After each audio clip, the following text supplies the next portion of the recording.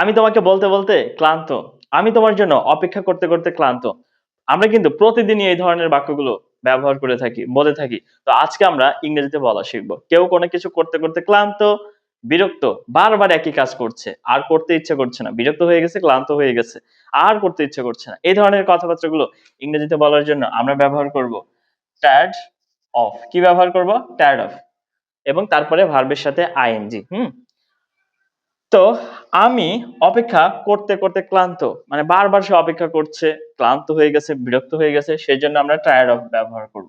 আমি প্রথমে আমাদের সাবজেক্ট লিখতে হবে, সাবজেক্ট লিখে ফেলি আই, তারপরে এম ইজ আর সাবজেক্ট অনুযায়ী লিখতে হবে। এখানে আই এর সাথে কি যাবে? আই এর সাথে এম যাবে। তাহলে আই এম, তারপরে কি? তারপরে tired of, T I R E D, tired of. ঠিক আছে? টায়ার্ড অফ কি? টায়ার্ড অফ এর পরে ভার্বের সাথে আইএনজি যুক্ত করতে হবে। কি করতে করতে ক্লান্ত? অপেক্ষা করতে করতে ক্লান্ত। এখানে অপেক্ষাটা হচ্ছে ভার্ব। তাহলে I am tired of waiting, W A I T I N G, waiting. আমি অপেক্ষা করতে করতে ক্লান্ত। সে সে কাজ করতে করতে ক্লান্ত, মানে ক্লান্ত হয়ে গেছে, বিরক্ত হয়ে গেছে, মনে হয় অনেক কাজ করছে।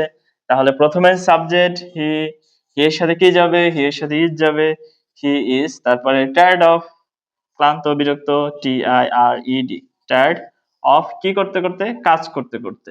তাহলে working, W O R K I N G, working. সে কাজ করতে করতে বিরক্ত। আমরা সমস্যার সমাধান করতে করতে ক্লান্ত বা বিরক্ত। ঠিক আছে? তাহলে আমরা কারা বিরক্ত বা ক্লান্ত? আমরা। উই এর সাথে কি যাবে? উই এর সাথে যাবে আর, উই আর। তারপরে কি? Tired of, T I R E D, tired of. Tired of এর পর কি? ভার্বের সাথে আইএনজি। এখানে ভার্ব কোনটা? সমাধান করা, এটাই ভার্ব। টায়ার্ড অফ এর পরে আমরা লিখে ফেলি solve, S O L, S O L V I N G, solving. আমরা কিন্তু সলভ ভার্বের সাথে আইএনজি যুক্ত করেছি। তাহলে we are tired of solving কি? সমস্যার, the problems, P R O B L E M S, problems. আমরা সমস্যার সমাধান করতে করতে ক্লান্ত। We are tired of solving the problems. আমি একই কাজ করতে করতে ক্লান্ত। সে কি? একই কাজ করতে করতে ক্লান্ত। তাহলে আমি, আই এর সাথে এম যাবে, আই এম।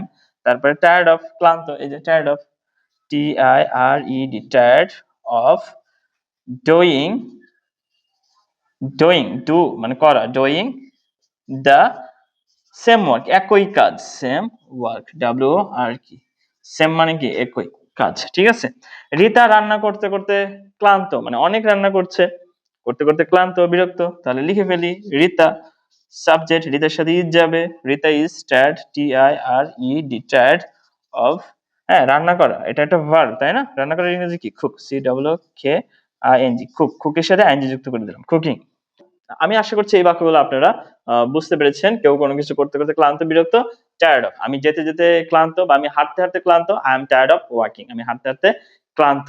তো এইভাবেই নিচের এই বাক্যটি, আমি বলতে বলতে ক্লান্ত, এই বাক্যটি আপনারা ইংলিশে ট্রান্সলেট করেন এবং এটা অবশ্যই কমেন্ট বক্সে লিখবেন। আশা করছি ক্লাসটি বুঝতে পেরেছেন। আজকে থেকে এই ধরনের কথাবার্তাগুলো ইংরেজিতে বলুন, প্রচুর চর্চা করুন, প্র্যাকটিস করুন।